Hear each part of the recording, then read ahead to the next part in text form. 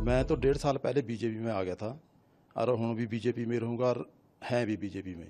कुछ कारणा करके मैं गुमराह हो गया था, ਮੈਨੂੰ पार्टी ने गुमराह कर दिया था, फिर उत्थे जाके साढ़े फोन बंद करा दे, इस करके थोड़ा जाके लेट हो गया, दोबारा मैं आना पै रहा। बीजेपी का है और बीजेपी का ही रहूँगा।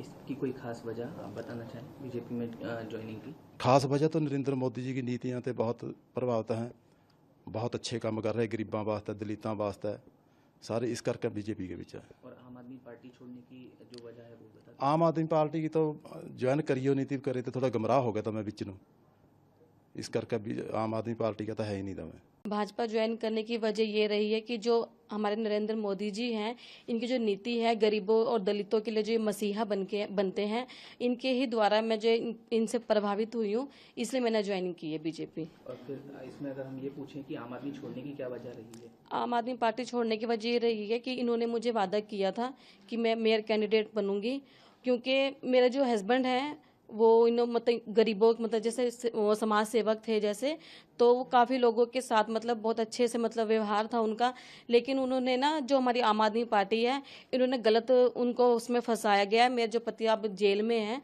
तो मैं ये सोचती हूँ कि वो एक झूठी पार्टी है, इसलिए मैं उस पार्टी को छोड़ना चाहती हूँ। आज मैंने भाजपा ज्वाइन की है क्योंकि मुझे एक वादा किया गया था आम आदमी पार्टी की तरफ से।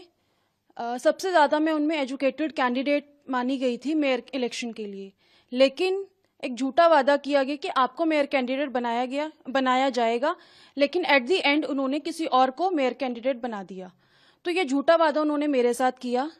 आज मैं प्रधानमंत्री मोदी जी की जो गरीब कल्याण के लिए उन्होंने कार्य किए हैं, दलितों के लिए कार्य किए हैं। चंडीगढ़ में जिस प्रकार उनकी पार्टी ने उनसे जिस प्रकार व्यवहार किया, उससे वो नाराज थी। क्षमतावान पूनम जी और नेहा दीदी हैं, गुरुचरण भी क्षमतावान हैं।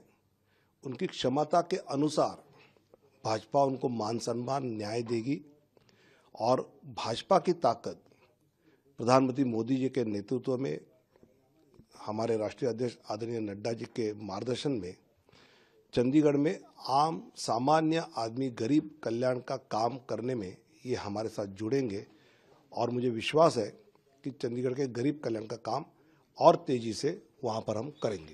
ये मौजूदा है, थोड़ा इनका डिटेल के साथ बता दीजिए। गुरुचरण जी ने साल भर पहले ही पार्टी में प्रवेश किया था, लेकिन दबाव तंत्र का उपयोग करते हुए आम आदमी पार्टी ने उनको चुनाव के समय कई पंजाब पुलिस के, पंजाब सरकार के द्वारा के रिसोर्ट में रखा था। नेहा दीदी, पूनम दीदी ये आम आदमी पार्टी की पार्षद रही। आम आदमी के द्वारा जो उनको आश्वासन दिए गए जो झूठे थे, जैसे केजरीवाल जी हर बार झूठे आश्वासन देते हैं, और उस आश्वासन से वो नाराज हुई क्योंकि वो आश्वासन पूरे नहीं हुए। और मोदी जी के नेतृत्व में जो देश का विकास और गरीब कल्याण का काम हो रहा है, उस पर विश्वास रखते हुए आज वो भाजपा ज्वाइन कर रही है। मुझे लगता है कि हमको चुनाव का फर्क से ज़्यादा क्षमतावान जनप्रतिनिधि है, पार्षद है, उनका उपयोग गरीब कल्याण के लिए कैसा हो, इस पर भाजपा का जोर रहेगा।